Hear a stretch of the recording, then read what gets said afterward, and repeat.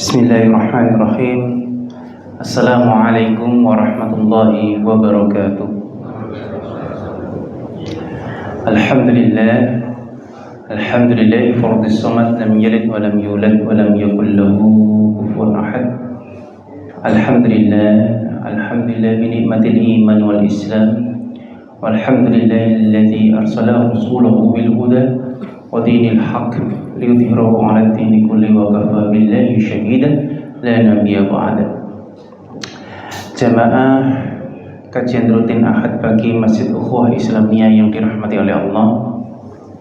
Hari ini kita mungkin tidak akan mengulas tuntas mengenai fikih kurban, tapi insya Allah kita akan belajar atau beberapa pertanyaan tentang kurban itu kita selesaikan pada pagi ini, insya Allah.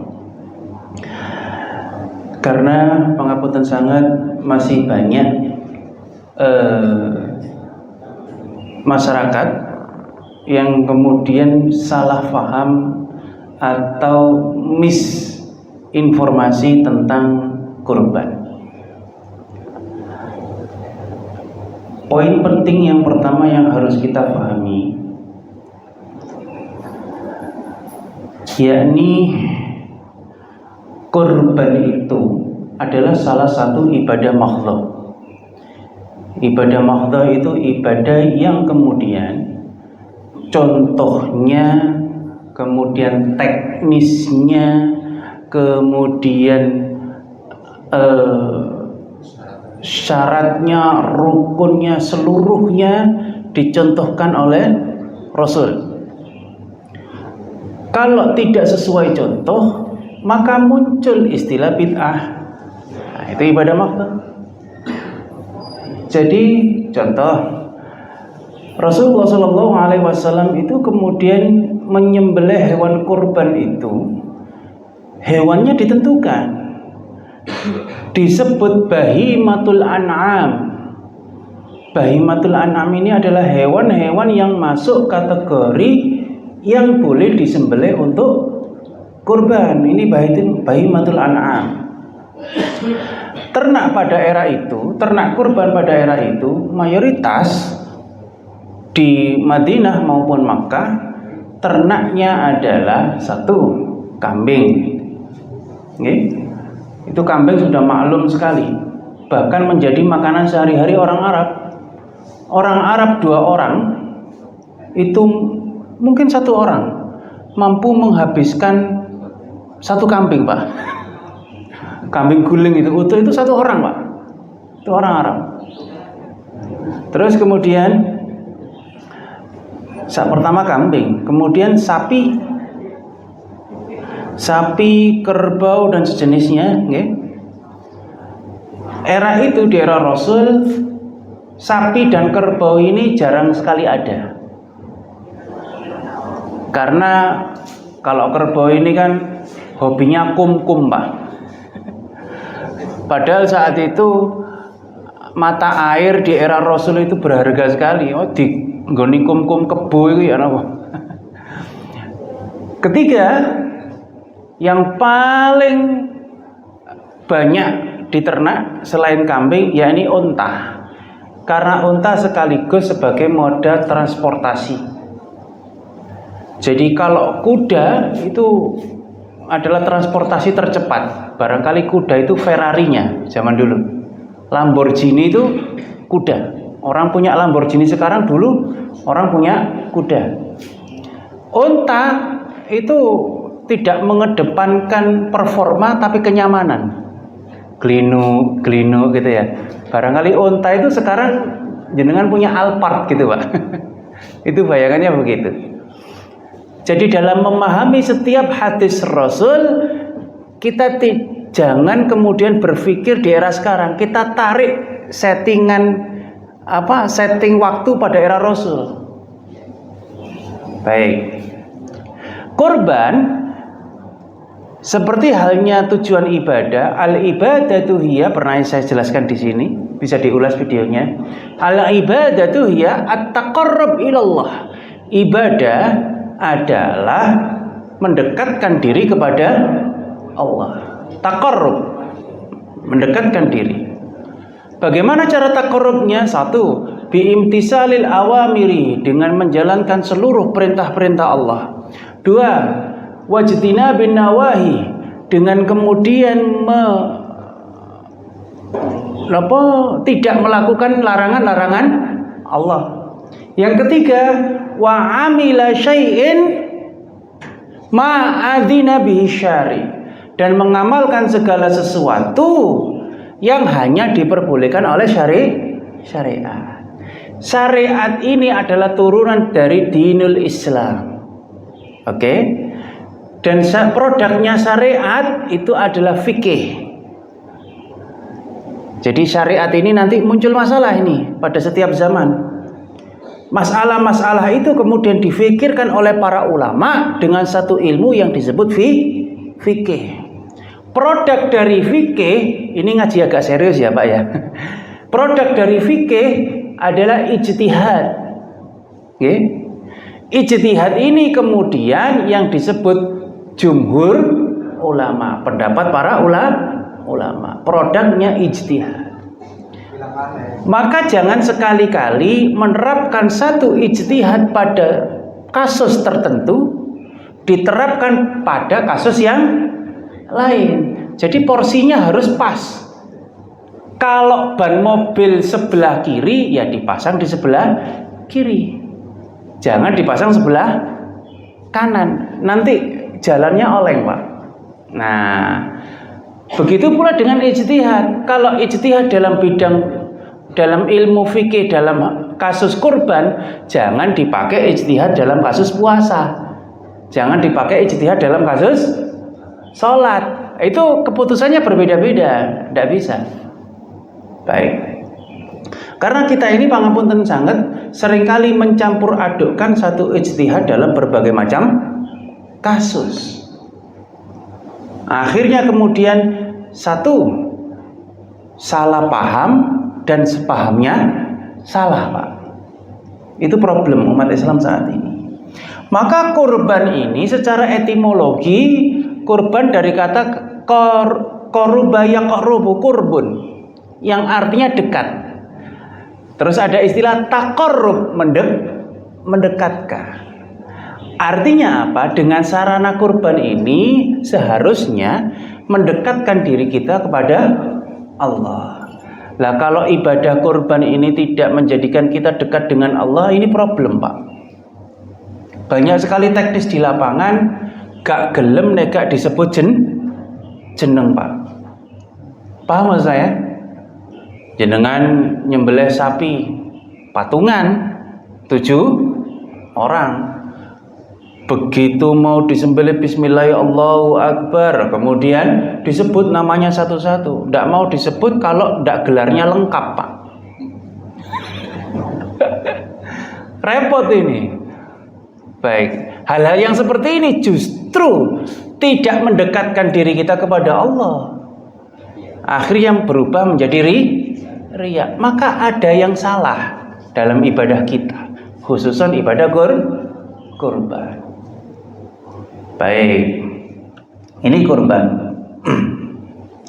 Maka kalau koruba yaqrabu kurbanan, kurban itu kemudian diimbui kalimat, diimbui huruf alif dan nun menjadi kurban. Itu artinya mendekatkan diri sedekat-dekatnya. Jadi dengan adanya pengorbanan itu kita di hadapan Allah, itu kemudian kita semakin dekat dengan Allah, sedekat-dekatnya. Itu makna filosofis kurban. Maka kalau kemudian makna kurban ini sangat dalam seperti itu, jangan sampai pangapunten dicampuri dan dikotori dengan hal-hal urusan-urusan teknis. Nanti maknanya menjadi jauh berbeda. Jadi pangapunten sekali ini sering kali terjadi dalam teknis penyembelihan. Baik. Saya lanjutkan karena waktunya pendek. Ini 1 semester Bapak sebenarnya. Hey. Macam-macam kurban. Nah, ini kemudian orang tidak banyak yang kenal. Kurban itu ternyata paling tidak ada 4 macam. Nggih, jenengan buka sendiri suratnya. Al-Baqarah 196. Setelah kemudian Allah menceritakan tentang teknis haji, kemudian ada perintah kurban. Jenengan yang punya HP dibuka silakan Al-Baqarah 196. Hadyu ini kemudian adalah perintah kurban terkait ibadah haji.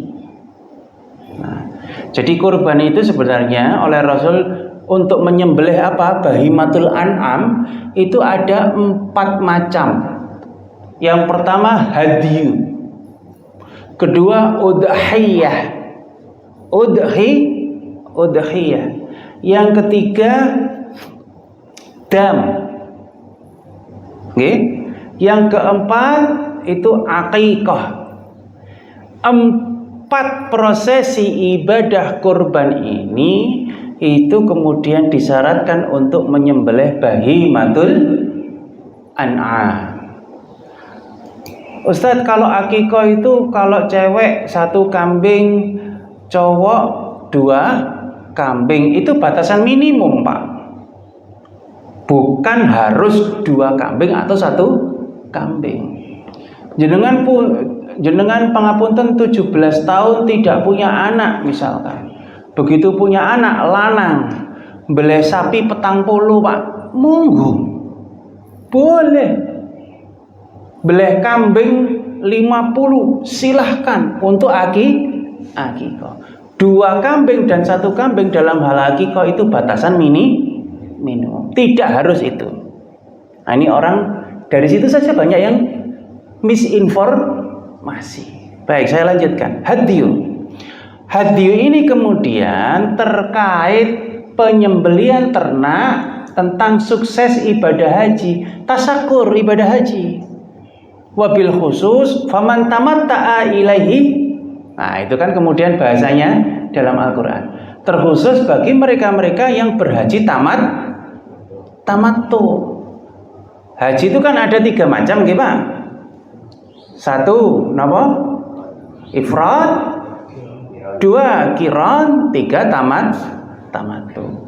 Kita ini yang dari Indonesia mayoritas kemudian bahkan ditentukan oleh Kemenak menggunakan haji tamattu. Makanya kemudian sampai 40 hari lamanya. Kok jenengan dari sini berangkatnya pakai ifrad atau qiran, insya Allah ya, tidak sampai 90 juta, Pak. 15 juta cukup haji, Pak. Tapi Kemenak kemudian menentukan harus tamattu. Baik. Oke. Kita tidak tentang pembahasan haji, pembahasan kurban. Maka kemudian menyembelih hewan bahimatul an'am untuk tasyakuran ibadah haji, khususon haji tamattu, itu disebut kurban hadyu. Terhadap kurban hadyu ini teknisnya dan pelaksanaannya adalah 1, hewannya harus disembelih di sana. Di sana ini di mana? Di tanah suci. 2, teknis pendistribusiannya harus di mana? Ya di tanah suci. 3, teknisnya diberikannya kepada siapa? Ke 8 asnaf. 8 asnaf itu siapa?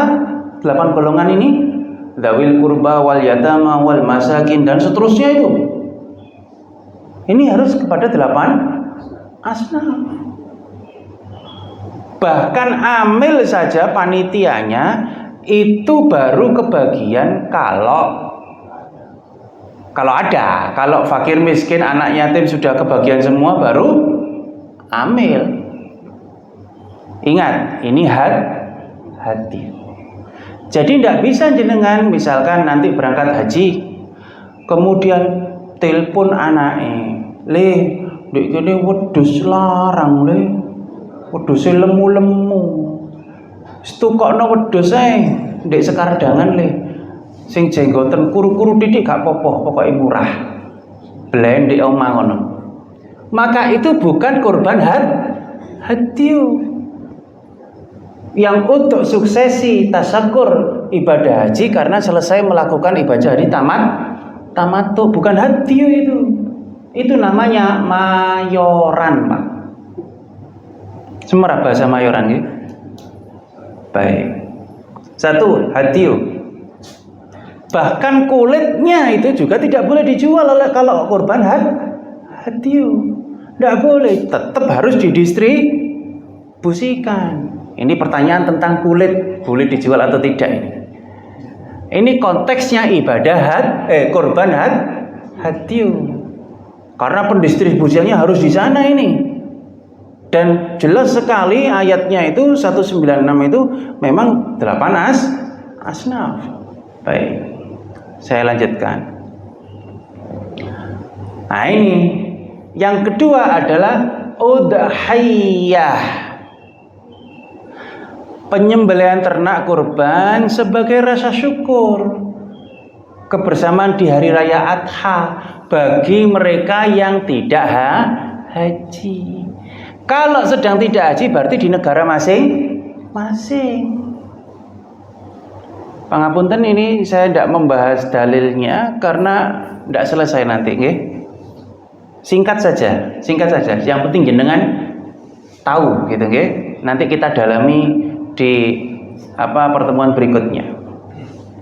Udhiyah ini kemudian kalau kemudian jenengan tidak berhaji, punya rezeki lebih, nggih. Punya rezeki lebih. Kemudian jenengan mau kurban, Masjid Ukhuwah Islamiyah menyelenggarakan memfasilitasi kurban perumahan apa nih? Sekardangan Indah. Kemudian ke Pak Tatang, saya ikut Pak Tatang. Berapa patungannya? Ini tadi kurban patungan judulnya ya. Berapa patungannya? Kalau sapi 4 jutaan, Pak, misal. 4 jutaan. Oh ya. Nah, itu yang disebut kurban udhiyah. Teknis dan pelaksanaannya boleh di tempat masing-masing kalau udhiyah. Kemudian pendistribusiannya silahkan didistribusikan ke siapa saja. Wong itu tasyakuran. Tidak harus 8 asnaf, tidak harus fakir, miskin, siapa saja boleh menerima, bahkan non muslim boleh. Kalau di perumahan ini ada non muslim, jenengan kasih daging kurban, boleh. Tidak ada keterkaitan dengan Al-Baqarah 196. Ini udhiyah. Hadisnya bagaimana? Dulu Rasulullah pada amal Hudaybiyah, saat terhalang masuk ke Mekah, di Hudaybiyah, kemudian terjadi perjanjian Hudaybiyah, itu Rasul itu menggelendeng 70 unta untuk diberikan kepada kaum Quraisy sebagai salah satu syarat perjanjian Hudaybiyah. Yang satu diambil oleh Rasul untuk disembelih sebagai kurban. Yang disembelih apa? Unta. Dan didistribusikan oleh Rasul kepada semua sahabat, tidak peduli itu sahabat yang kaya maupun sahabat yang miskin. Bahkan orang Quraisy juga didumi sama Rasul. Itu non muslim. Kulitnya ya dimanfaatkan, silahkan. Ini menjawab pertanyaan kulit kurban boleh dijual atau tidak. Jawabannya kalau kurbannya ini udhiyah boleh, tidak ada masalah. Tapi jangan macam-macam kalau kurbannya hadyu. Ini orang yang misinformasi di sini. Dan bahkan terhadap kurban udhiyah ini pangapunten sangat, dalil-dalil baik hadis maupun Quran maupun hadis sampai sekarang kok saya belum menemukan. Patungan kan boleh nggih? Yang nomor yang udhiyah ini.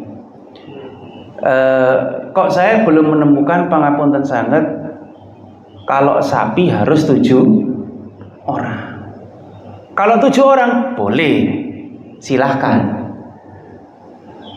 Sapi dijeni boleh. Bahkan Rasul pernah menyembelih 1 kambing untuk keluarganya.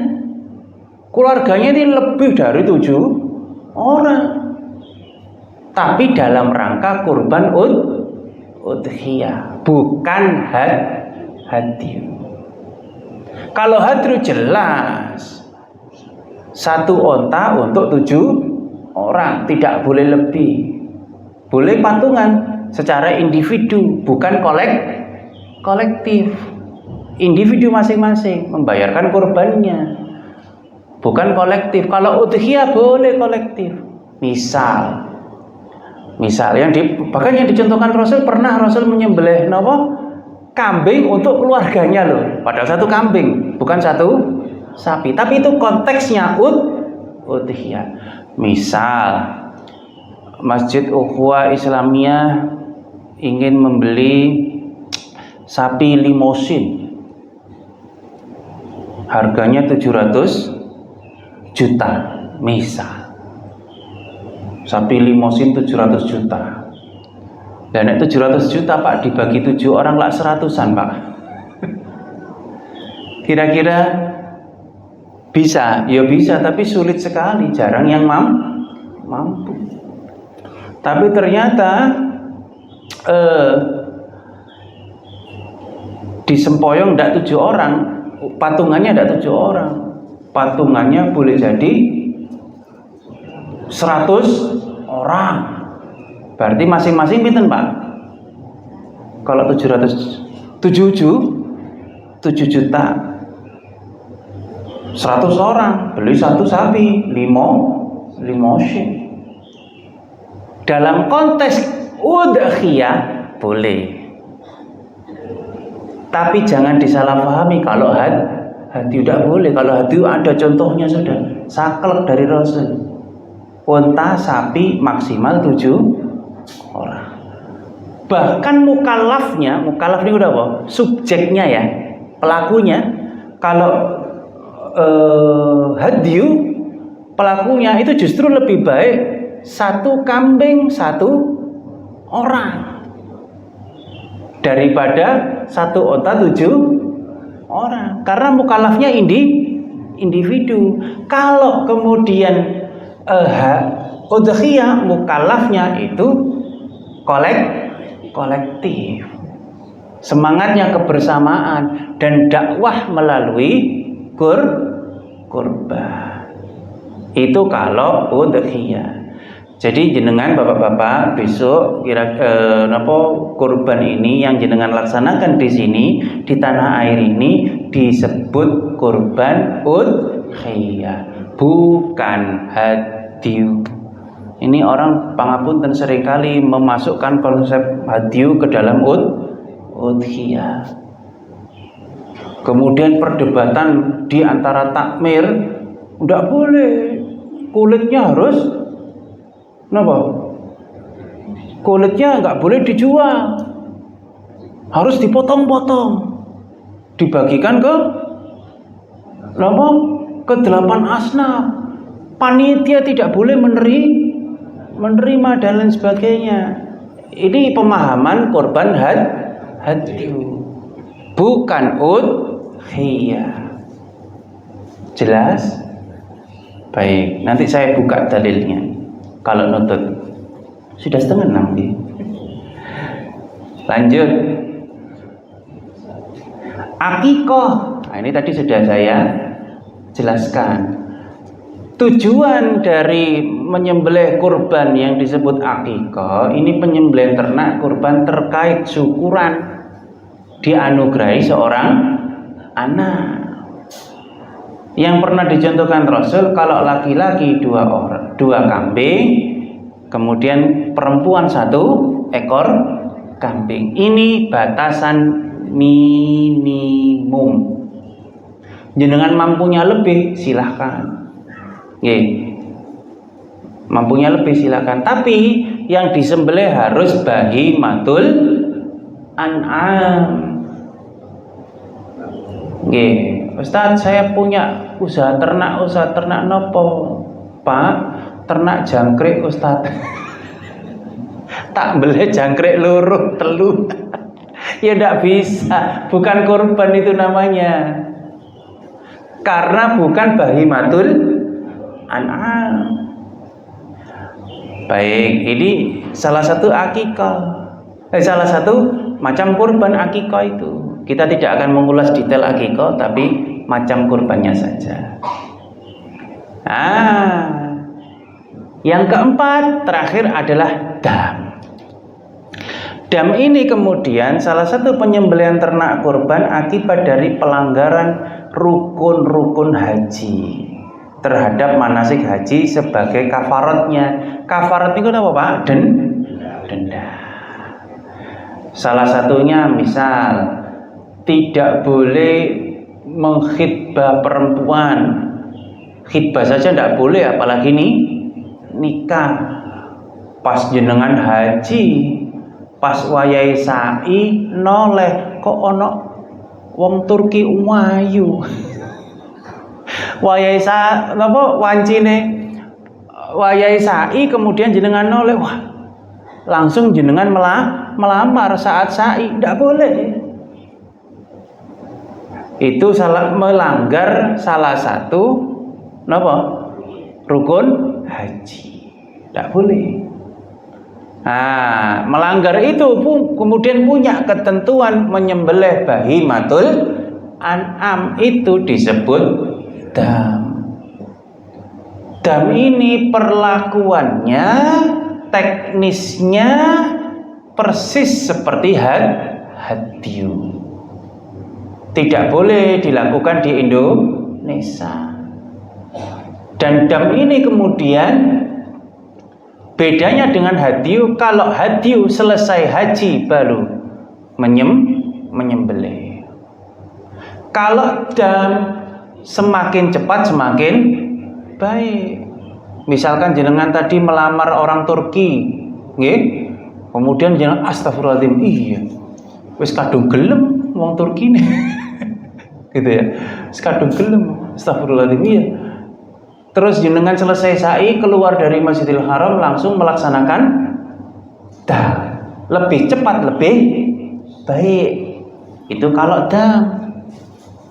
Jadi masih dalam prosesi ibadah haji, jenengan kemudian melanggar dan langsung membelikan bahimatul an'am, hewan sembelihan, langsung disembelih, itu lebih baik.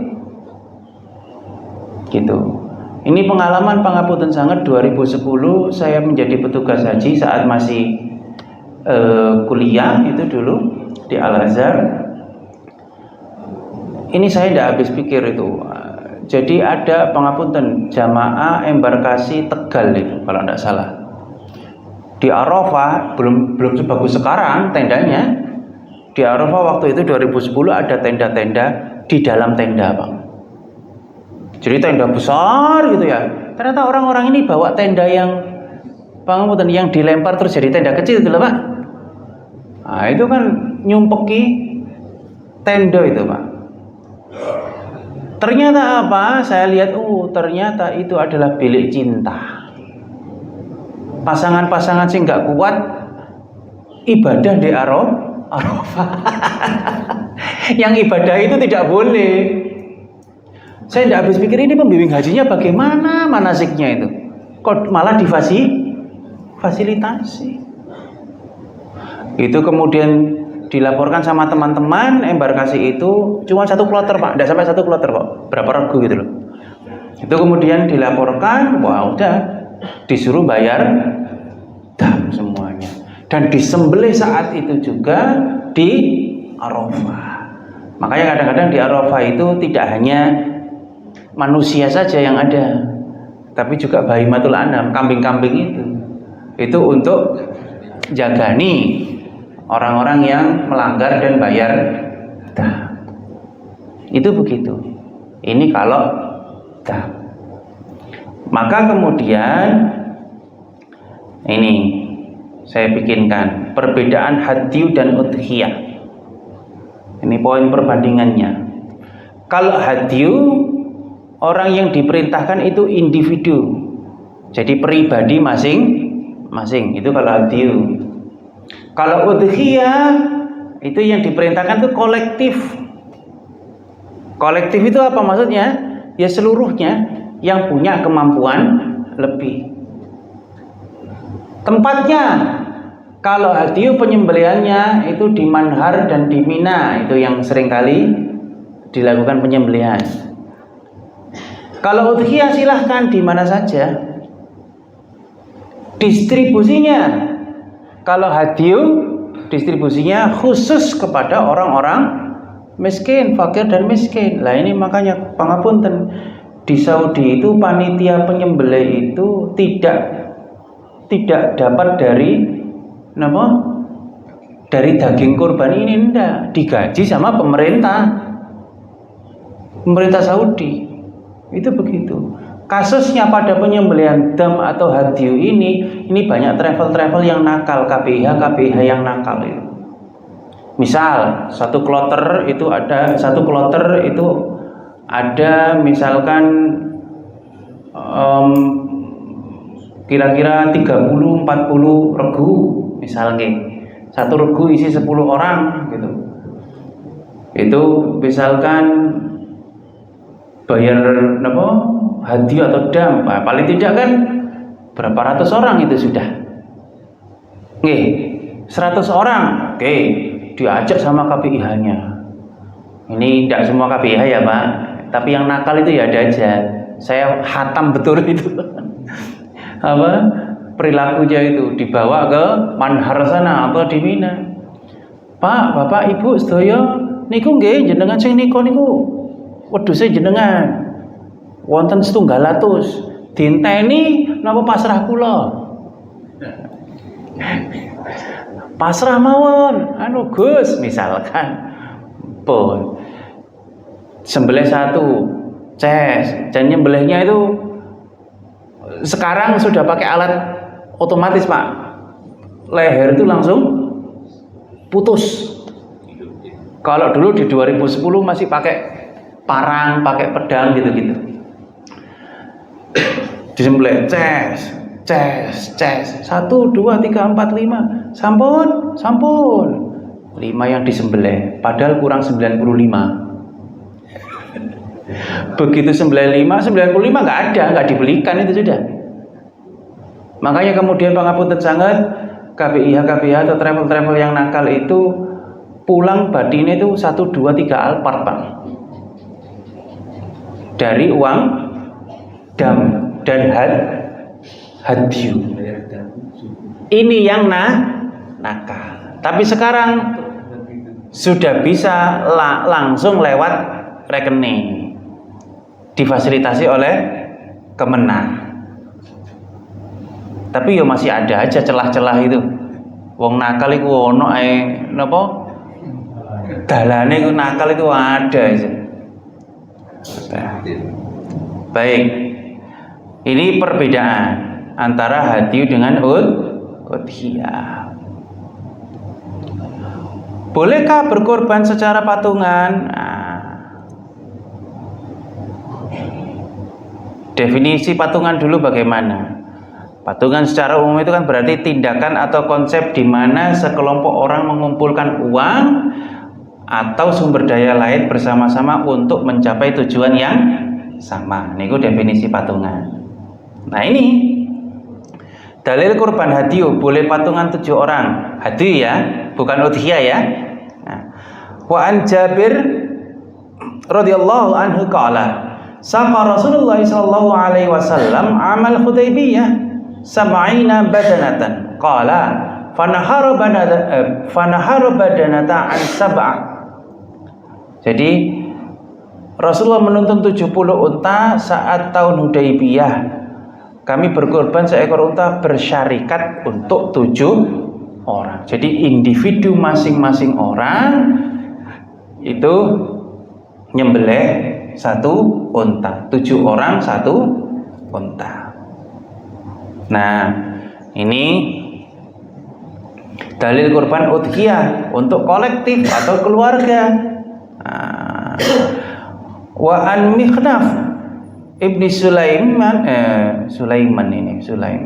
radhiyallahu anhu qala kunnu wuqufan ma'an Nabi sallallahu alaihi wasallam bi Arafat fasami'tuhu yaqul ya ayyuhan nas ala kulli ahli bait fi kulli amin udhiyah wal atirah. Saat kami wukuf ini Minhaf bin Sulaim itu kemudian berhaji dengan Rasul. Saat wukuf di Arafah bersama Rasul, aku mendengarnya beliau bersabda, ya ayyuhan nas. Ya ayyuhan nas ini berarti seluruh manusia. Konteksnya tidak hanya orang-orang yang berhaji. Pada setiap keluarga di setiap tahun penyembelihan udhiyah dan atirah. Nah, kalau atirah ini sudah dihapus hukumnya. Atirah ini kan penyembelihan ternak kurban untuk pemuliaan bulan Rajab. Ini tradisi jahiliyah. Nah, tinggal udhiyahnya ini. Udhiyah ini kemudian, nah ini tinggal permasalahannya konsep kolektif atau keluarga ini yang bagaimana. Nah, bagaimana memahami konsep kolektif atau keluarga untuk kurban udhiyah yang diperbolehkan patungan itu? Satu sapi, satu keluarga. Keluarga yang mana? Ini kan yang jadi permasalahan. Keluarga ini dipahami kalau mukallaf kurban udhiyah ini kolektif atau keluarga. Kalau dipahami nasab, ya keluarga berarti bapak, ibu, anak. Itu kalau secara nasab. Kalau konsep keluarga ini termasuk ikatan kekerabatan dan interaksi sosial, keluarga besar masjid ukhuwah Islamiyah. Kalau konteksnya itu, maka jamaah di ukhuwah Islamiyah boleh patungan. Nah, jadi mana yang dibenarkan? Silahkan. Anda bisa mengambil yang mana? Karena kemudian udhiyah ini konteksnya adalah kebersamaan. Nah, sejauh ini kami belum pernah mendapati berkurban udhiyah bersyarikat seekor sapi untuk 7 orang. Yang 7 orang itu adalah konteksnya apa? Hadyu, bukan udhiyah. Jadi jenengan sudah terbiasa 7 orang silahkan. Lebih boleh. Nah ini kemudian sebagai solusi takmir biasanya kudu ngepaske tuh 7. Misal ada 3 sapi, berarti berapa? 7 21 orang. Ada 1 orang nambah, wah nggak bisa ini. Sudah 7. Nah, dibelikan kambing saja. Karena sudah 7, kuotanya pas, sudah selesai, tutup buku. Ya enggak begitu, Pak. Silakan, enggak apa-apa. Yang 1 ini masukkan di antara yang 7 tadi, jadi 8. Nanti bisa dapat sapi yang lebih besar. Sapi sekarang harganya berapa, Pak? Oke, kalau 7 orang itu berarti kalau iurannya berapa sih biasanya? Katakan 3 ya. 3 kali 7 berarti berapa?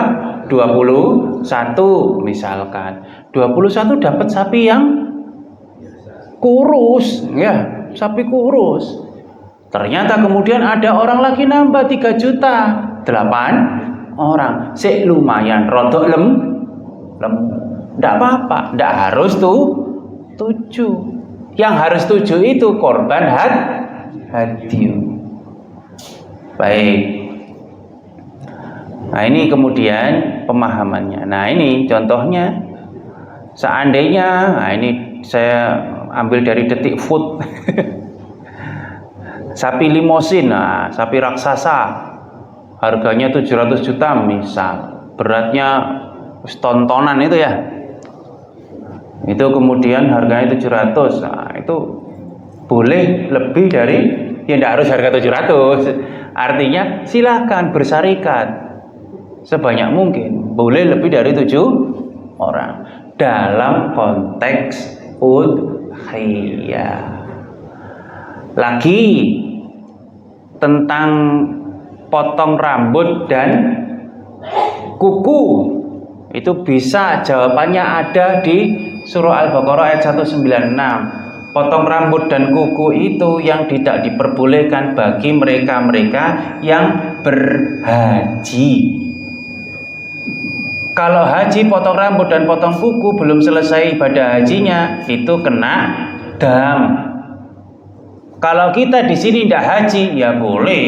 Justru setiap Jumat itu sunnah. Ngoten lho.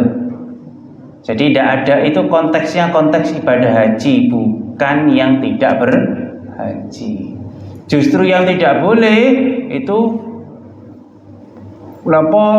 rambut dan kukunya hewan ternak. Ya, khawatir stres nanti. Kate dibeleh kuru. Nah, itu. Kalau manusianya tidak ada sangkut pautnya. Ini kan yang beredar di masyarakat, kalau kita mau berkorban tidak boleh potong kuku, tidak boleh potong rambut. Itu konteksnya hadyu, orang yang haji. Terjawab sudah sebenarnya di dalam Al-Quran itu. Perintah haji kok tidak boleh potong kuku, potong rambut. Baik, insya Allah selesai ya. Nah, terima kasih. Ada pertanyaan? Monggo.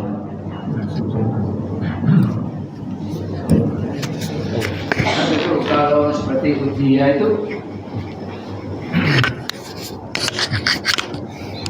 tadi kan dijelaskan bahwa kalau udhiyah itu kan di Indonesia pada umumnya 7 orang. Padahal ini kan tidak pernah menemukan hadisnya kan. Tadi kalau tidak saya dijelaskan kan ya. Belum pernah. Belum pernah. Bukan tidak Pak, belum pernah. Oh belum ya. Berarti nanti kalau yang kata-kata belum, ini kan sudah berlaku pada umum, sudah umum di Indonesia ini. Nah ini sekarang ini apakah dengan 7 orang itu merupakan apa ya? Apakah qiyas atau ijma atau gimana ini? Atau gimana Pak Ustaz? Dan tadinya kan kita memahami udhiyah sebagai hadyu, ngoten lho. Dan sudah terlanjur mendarah daging dan menjadi adat istiadat di masyarakat, tidak ada masalah lah. Cuman begini Pak, boleh lebih dari itu 7. Jenengan sudah menentukan ijma'nya takmir ukhuwah Islamiyah 7, ya silakan tidak apa-apa. Tapi jangan harus 7. Makanya tadi kan saya contohkan, Pak, misalkan ada orang nyusul dapat rezekinya itu belakangan ini. Dapat rezeki. Pak, ada kuota lagi jenengan nggak boleh saklek. Tidak bisa. Sudah penuh 777 semua. Ya jangan gitu. Itu menghalangi orang berkorban. Silakan tidak apa-apa. Ditambah menjadi 8 orang. Sapi A, B 7 orang. Sapi C 8 orang. Boleh jadi dengan 8 orang bisa bisa dapat sapi lebih besar. Jadi dari mana asal usulnya? Ya kesalahpahaman hadyu menjadi udhiyah. Nah kalau kemudian sudah terlanjur seperti itu, tidak ada larangan, tidak harus 7 boleh.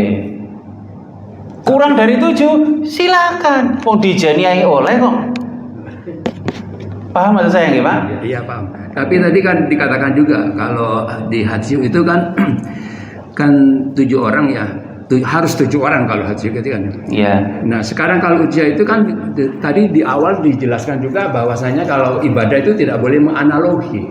Artinya dengan kasus yang ini tidak apa bahasa hukumnya itu tidak boleh menganalogikan kan gitu kan. Itu apa namanya itu ya seperti itulah kira-kira. Jadi sebenarnya udhiyah kalau 7 orang silahkan, kan tidak dilarang toh Pak. Oh, iya. Korban udhiyah bersarikat 7 orang, ada larangan? Tidak ada. Tapi Lebih boleh, kurang boleh. Yang jadi problem kemudian harus 7. Kayak jenengan dari rumah ke masjid, apakah harus naik vario? Tidak. Naik Beat boleh, naik Scoopy boleh, jalan kaki boleh. Itu kesana arahnya. Yang jadi problem harus 7 dan menyalahkan yang tidak 7. Yang jadi problem kan begitu. Kalau 7-nya kan boleh-boleh saja, Pak. Makanya kemudian pagi ini kita memberikan pemahaman yang baru bahwa tidak harus 7. Lebih boleh. takutnya kalau sudah pemahamannya itu menjadi 7 karena kurangnya ilmu, nanti menghakimi jadi bid'ah gitu loh. Masanya kan bid'ah itu yang kita pelajari saat ini. Melebih-lebihkan, jadi melebih-lebihkan apa yang sudah sudah tercantum. Kalau ibadah kan seperti itu. Nggih, baik. Sedang nggih, Pak. Ada lagi tak? Monggo Pak. Satu lagi ya.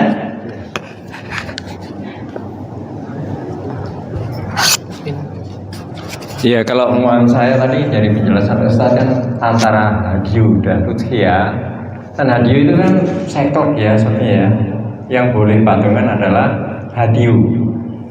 Sebenarnya udhiyah kan karena Ustaz belum ditemukan hadisnya. Nah konteksnya di sini kan soal patungannya kalau menurut saya. Oh gitu. Jadi bukan soal boleh 7 boleh enggak di udhiyah ya. Kalau kembali mengacu ke yang di hadyu itu seperti itu.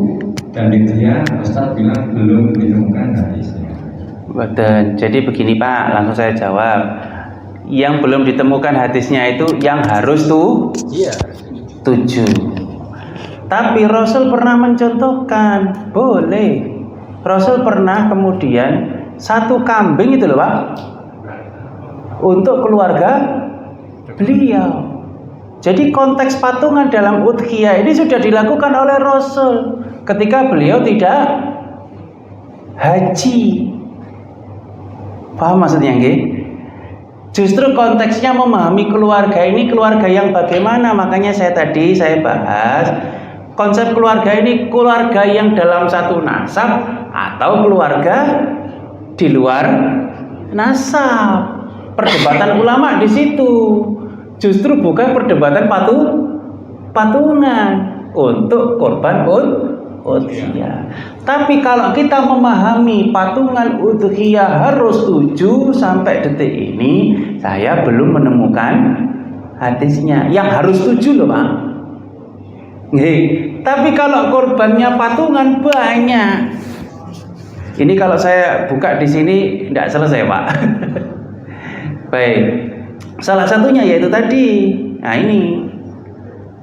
Kenapa ketika Arafah, meskipun beliau berhaji nih, Rasul lagi haji kan, tapi memerintahkan pada umat untuk menyembelih udhiyah. Indikasinya apa? Indikasinya menggunakan ya ayyuhan nas untuk seluruh manusia. Ini ada tafsir hadisnya. Kalau kita mau mengulas tafsir hadis ini khusus satu pertemuan sendiri.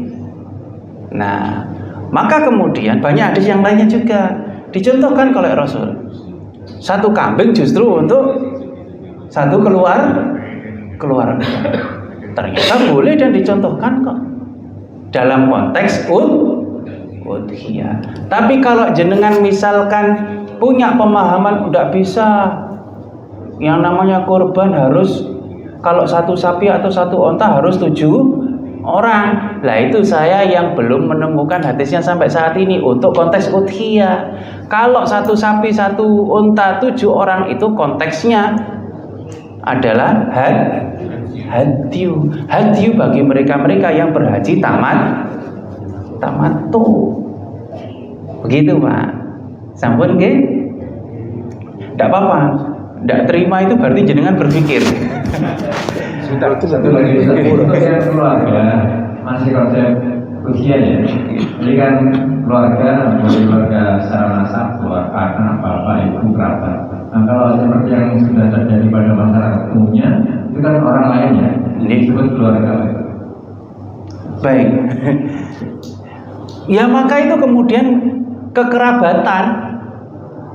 Jadi konteks keluarga itu kan pemahamannya ada dua problem. Satu yang dimaksud adalah nasab atau keluarga dalam bentuk kekerabatan, kemasyarakatan. Keluarga besar, Masjid Ukhuwah Islamiyah. Keluarga besar SD Pucang. Keluarga besar Bani Haji Sinten, ngoten ya? Itu kan juga disebut keluarga. Itu justru diulas secara detail oleh Wahbah Zuhaili di dalam Fiqhul Islam wa Adillatuhu yang dimaksud keluarga.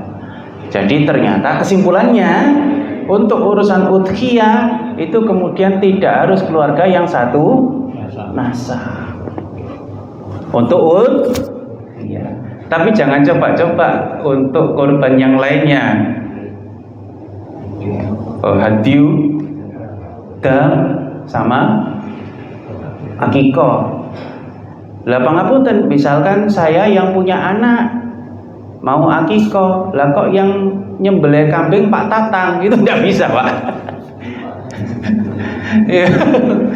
Yang nyembelih kambingnya Pak Tatang, ya nggak bisa. Yang punya anak saya. Itu kalau akikoh jelas konteksnya nasab. Kalau udhiyah enggak. Ustaz, sedikit lagi. Gege. Kalau misalkan kan patungannya itu lebih dari 7 orang, tapi dengan harga sapi yang sama 21 juta jadi lebih murah, itu boleh per orangnya gitu? Iya, boleh. Enggak ada masalah. Kan karena kan batasan nggak ditentukan kan gitu. Iya, makanya kemudian muncul hadis riwayat takmir masjid. Hadis riwayat takmir masjid. Biar tidak terjadi saling iri, ya. Grup A, waduh patungannya 3 juta. Grup B patungannya 8 juta. Grup C patungannya 9 juta. Muncul hadis riwayat takmir, wis 7 aja. Gitu toh Pak? Wis 7 aja kabeh seragam. Gitu ya. 7 aja seragam, enggak ada masalah. Karena korban 7 orang, korban 1 sapi, patungan 7 orang itu enggak ada problem. Mau ketentuannya, misalkan tahun depan Ukhuwah Islamiyah bikin ketentuan 1 sapi 10 orang, silakan. Berarti muncul hadis riwayat takmir yang baru. Guyonannya kan begitu. Nah, tidak ada problem. Itu soal mengatur manajemen saja. Jadi kalau jenengan tanya soal hadisnya yang wajib 7 orang itu sampai sekarang saya tidak nemu. Urusan korban udhiyah. Tapi hadiu banyak Pak. Kalau hadiu tidak hanya hadis di Quran saja ada. Sampun nggih Pak? Nggih, tidak apa-apa. Berarti kita mikir. Kalau mikir ngajinya sukses Pak. Kalau baru ketemu, itu baru ketemu. Nggih. Itu saja yang mampu saya sampaikan di waktu yang terbatas ini. Mudah-mudahan jenengan tidak puas. Kalau tidak puas, pengen ngaji lagi. Nasru minallahi fatkun qarib billahi taufiq wal hidayah. Wassalamualaikum warahmatullahi wabarakatuh.